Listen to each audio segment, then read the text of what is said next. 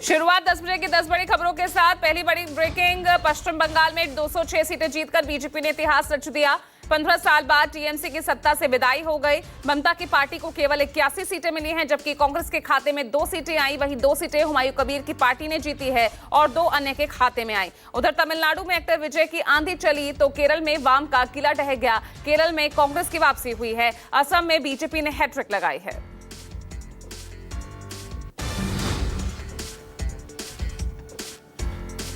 दूसरी ब्रेकिंग, पश्चिम बंगाल में सत्ता और सीट दोनों बचाने में ममता बनर्जी नाकाम रही। बीजेपी नेता शुवेंदु अधिकारी ने उनकी हार पर तंज कसते हुए कहा कि ममता का सियासी संन्यास हो गया है। शुवेंदु ने कहा कि टीएमसी को हराना जरूरी था और ये जनता का फैसला है। भवानीपुर और नंदीग्राम जैसी हाई प्रोफाइल सीट्स पर जीत के बाद शुवेंदु ने जनता का आभार व्यक्त किया।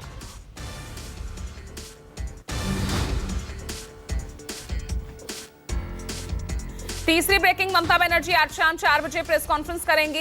इस दौरान उनके साथ अभिषेक बनर्जी भी मौजूद रहेंगे। ममता बनर्जी ने बीजेपी और चुनाव आयोग पर गंभीर आरोप लगाए हैं। ममता बनर्जी ने कहा कि बीजेपी ने 100 से ज्यादा सीटें लूटी हैं। ममता बनर्जी ने भवानीपुर सीट पर दोबारा मतगणना की मांग उठाई है। ममता ने आरोप लगाया कि कई जगहों पर काउंटिंग प्रक्रिया को रोका गया है और उन्होंने ये भी कहा कि उनके साथ सुरक्षा कर्मियों ने बदसलूकी की।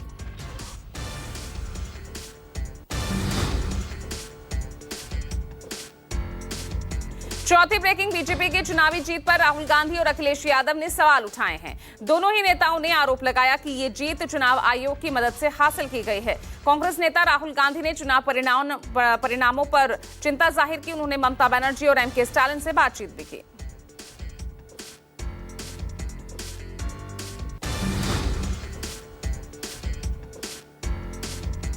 पांचवी ब्रेकिंग, पश्चिम बंगाल और असम की जीत को पीएम मोदी ने ऐतिहासिक बताया। प्रधानमंत्री ने मतदाताओं का आभार जताते हुए कहा कि बंगाल अब भयमुक्त और विकास युक्त राज्य बनेगा। पीएम ने विजय कार्यक्रम में बंगाल के विकास का रोडमैप भी पेश किया। पीएम मोदी ने कहा, बदला नहीं बदलाव का संकल्प लेने का आह्वान किया। पीएम मोदी ने नितिन नवीन को सम्मानित कर उनकी पीठ थपथपाई और जीत पर बधाई दी।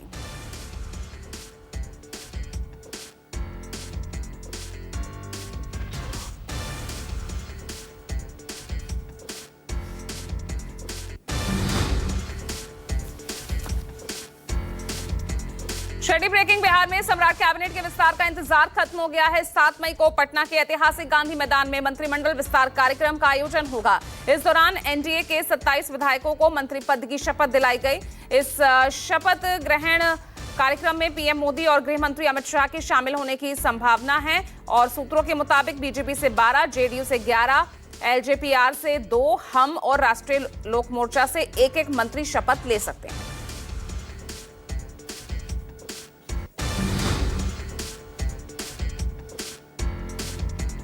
सातवीं ब्रेकिंग, मध्य प्रदेश के जबलपुर स्थित एक निजी लॉजिस्टिक पार्क में देर रात भीषण आग लग गई। इस अग्निकांड में 3 बड़े गोदाम जलकर खाक हो गए। इस हादसे में करोड़ों रुपए के नुकसान की आशंका है।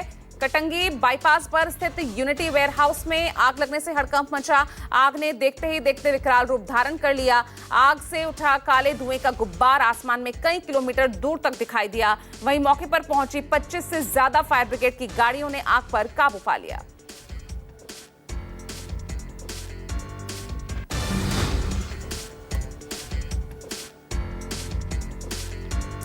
आठवीं ब्रेकिंग, स्ट्रेट ऑफ हॉर्मुज में अमेरिका और ईरान के बीच टकराव खतरनाक स्तर पर दिख रहा है। ईरानी मीडिया ने दावा किया कि जस्ट ब्रीड के पास 2 ईरानी मिसाइल्स ने एक अमेरिकी नौसैनिक पोत को निशाना बनाया है। हालांकि अमेरिकी सेंट्रल कमांड ने किसी भी पोत के क्षतिग्रस्त होने से इनकार किया है।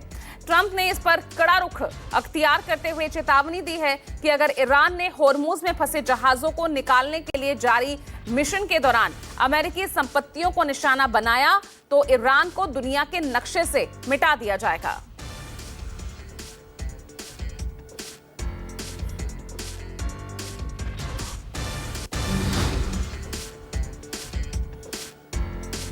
नौवीं ब्रेकिंग, अमेरिका ने हॉर्मुज पर रुके हुए जहाजों को निकालने के लिए प्रोजेक्ट फ्रीडम अभियान शुरू किया है। अमेरिका की इस नई पहल को ईरानी विदेश मंत्री ने प्रोजेक्ट डेडलॉक बताया। अब्बास अरागची ने एक्स पर पोस्ट करते हुए लिखा कि स्ट्रेट ऑफ हॉर्मुज के संकट का कोई सैन्य समाधान नहीं है। किसी भी सैन्य हस्तक्षेप के परिणाम विनाशकारी हो सकते हैं। पाकिस्तान की मध्यस्थता के जरिए हो रही कोशिशों में प्रगति हो रही है।